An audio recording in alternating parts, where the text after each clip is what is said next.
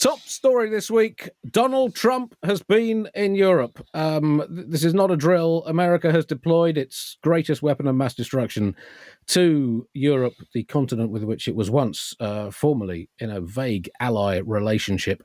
He's been specifically in Scotland, largely promoting his golf course, but also hacking out a trade deal that seems to have been greeted with a mixture of apprehension and horror, as generally everything that Trump has done is greeted in the world. Look, I'll be honest. I've taken a philosophical decision over the past couple of months, as I probably explained before, to ignore the American president and what he says and what he does and what he says he's done, or what he says he's doing or will do. Not forever, but certainly for a few months, until after what he's said, done, stroke said and not done, or done but not said, or obtusely implied, has or hasn't proved to be meaningful, true, or anything, frankly. But this trip raised a few questions, I think, Nato and Sarah. In particular, the main question that struck me was, what the is the British Prime Minister doing meeting an American president at a golf course in Scotland?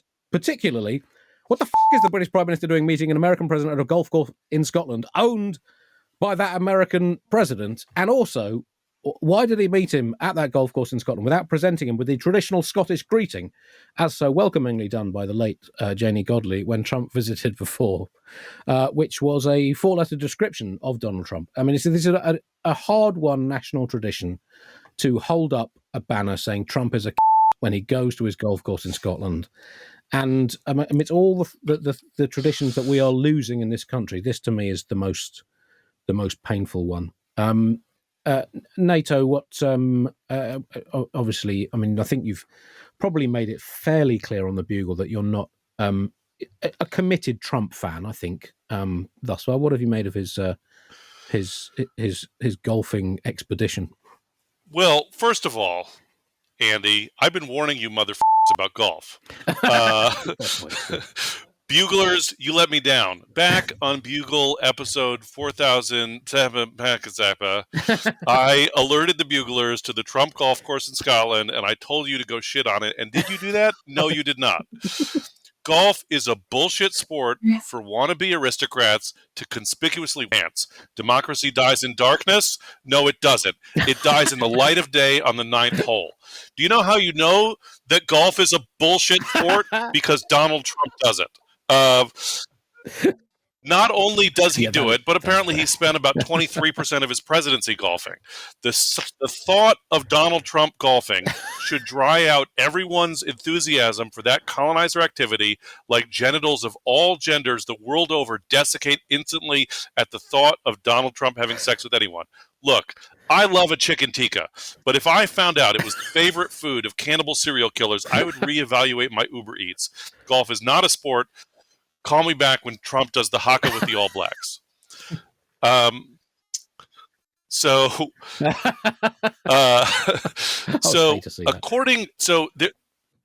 Sarah, you are, in fact, you've just been appointed the Bugle's golf correspondent. Oh my God. What an honor. I feel like so holistically spoken to by what Nato just said. I despise golf. I think it's so stupid. I think if you like it, you're stupid.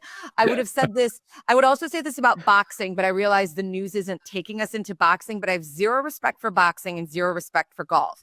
And one of the things I don't understand is when people talk about a good golf course, what the are they talking about?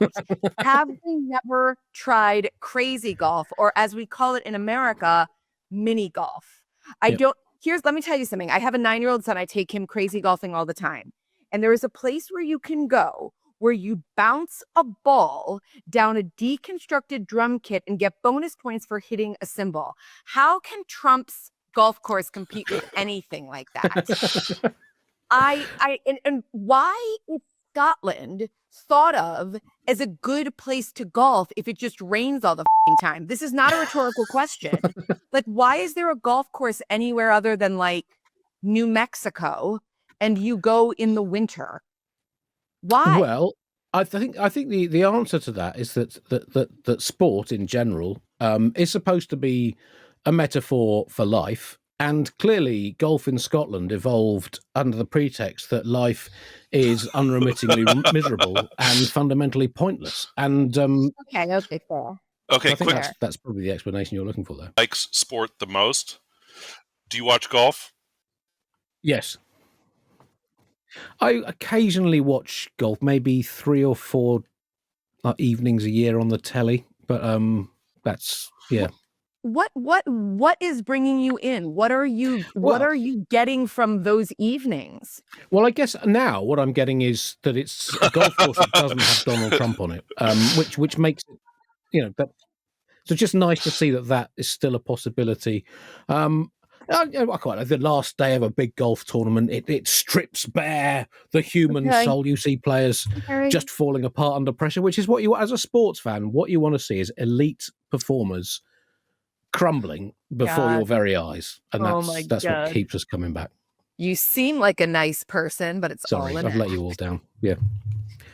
Well, listen, you can tell how much respect Trump has for Scotland by the fact that he matches his skin tone to Iron Brew. Yes. Well, that is, it's his Scottish roots coming out, essentially.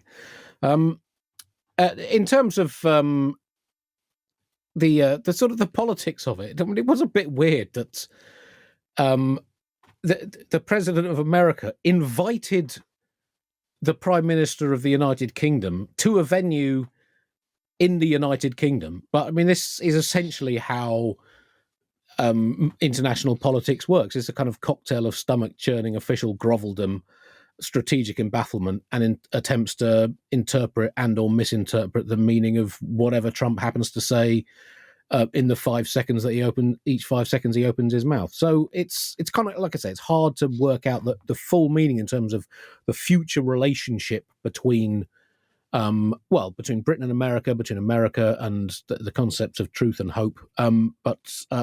It's puzzled me this whole trip. I liked watching Keir and Victoria's facial expressions.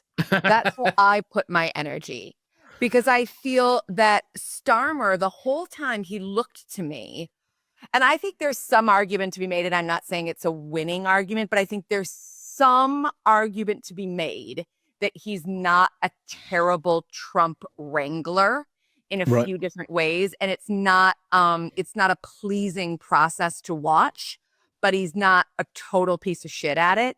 But watching his face was like watching a groom sort of questioning his choice of best man. Is his best man gives like a horrible rambling speech. And what I kept thinking while I was watching Victoria was like, if you're ever with someone who's really, really drunk, and that you have to walk a balance between like making sure they feel listening to while not over engaging them. That was, I thought, her energy. Keir's was, I'm at a wedding and I can't believe this is my best man. And Victoria's was, this guy seems drunk and I have to figure out how to handle him.